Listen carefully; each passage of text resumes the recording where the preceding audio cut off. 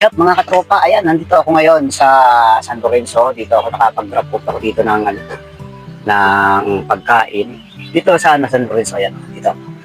Bali, ano lang yon, 133 lang.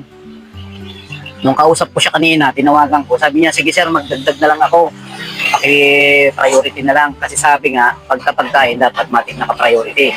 Kaya ang nangyari, hindi niya priority. Kaya sabi ko sa kanya, ma'am, dapat pagkain dapat automatic na naka-priority. Ayan. Ayan. May natutunan naman yung mga viewers natin dyan. Ay kaya lang, sabi niya, sige kuya, mag-add na lang ako pagdating dito sa Drapco. Sige, hindi ko na sinabayan kasi nga, para medyo mainit-init pa yung pagkain na makakain nila, kaya hindi ko na rin sinabayan.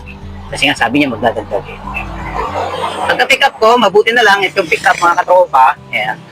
Nagbigay ng tip. Binigyan ako ng tip na 30 pesos. Alright!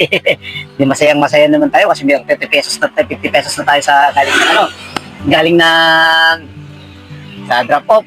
Oh. Tapos pagdating natin sa sa drop off, sa pick up, nagbigay ng 50 pagdating natin ng drop off. Sabi bibigay daw ng dagdag. Pagdating ko dito, walang dagdag. Wala. Olats. Pero okay lang naman kasi nakakain naman siya ng mainit-init pa yung pinadilitan niya. Importante. Pero syempre dapat masana. Binigyan ako para naman masaya yung buhay. Diba? At hindi naman sayang yung gasolina natin. Kaya nga dinano na natin eh. Ito makaka-relate yung mga viewers natin yan, mga customer ni sa Lalamove. Para man lang hindi sayang yung gasolina. Isipin mo, isa lang yung tinakbo ko diretso dyan sa bahay nila, tapos wala mo lang additional. Ito makaka-relate yung mga natin dyan, yung mga customer natin. Huwag kayong magagalit. Ganun po talaga, dapat dinagdagan nyo naman yung rider. Di ba?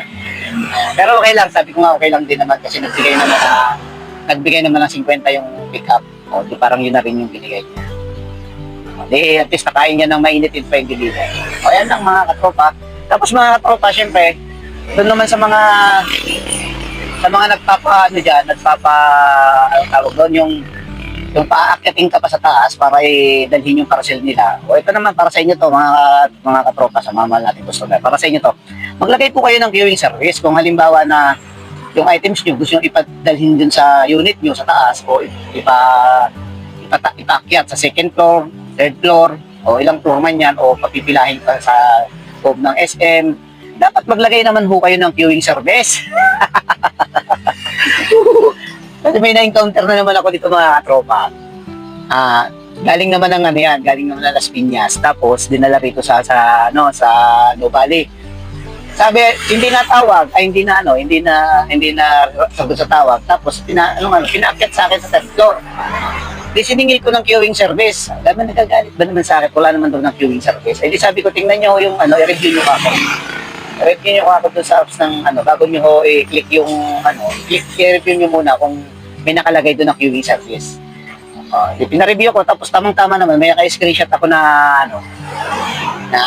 may booking na may nakalagay ng queuing service. Pinakita ko sa kanila, sabi ko, ma'am, ito ang queuing service, ganito. Di natauhan sila. Sabi niya, ay, meron pala niyan. Sabi ko, ma'am, tandaan niyo to, ma'am. Huwag kong sasama ang loob nyo. Sabi ko, ito, kwento ko lang naman. Sabi ko, ma'am, ano yan? Parang ganito lang yan kasimple, ma'am. Kung ikaw, doktor, at may sakit po ako, sa inyo ako lalapit kasi alam yan. Di ba? Halimbawa, ma'am, tubero ka. Kung halimbawa, tubero ka, kailangan ko ng gagawa ng tubo sa bahay, ikaw tugawa ko po sa inyo yan. Kasi alam yan. Pero since ako ho yung Lalamove rider, ako ho yung nakakaalam kung ano yung mga roles. Tsaka ma'am, bago ko ito pinasok ng trabaho na ito, pinag-aralan ko muna yung mga roles ng mga karapatan ng customer at ng delivery riders. Kaya alam ko ho yan. Kaya ma'am, sana bago kayo mag-click ng booking, tingnan nyo ho mabuti, i-review nyo doon makikita. Sabi niya sa akin, sige sir, wala naman kasi ako nakikita ng ganyan. Wala silang nagawa kung hindi magbigay ng queuing service. Kasi naghintay ako eh. Kasi nakalagay kasi doon, queuing service with waiting time within queuing service. Ayan, di ba? Di binigyan din nila ako. Di naintindihan nila at isa susunod pag nagpa-deliver sila na kailangan nilang ipaakyat sa taas, magkakaroon na ng queuing service. Queuing service na sila. Alright, peace out. Bye-bye.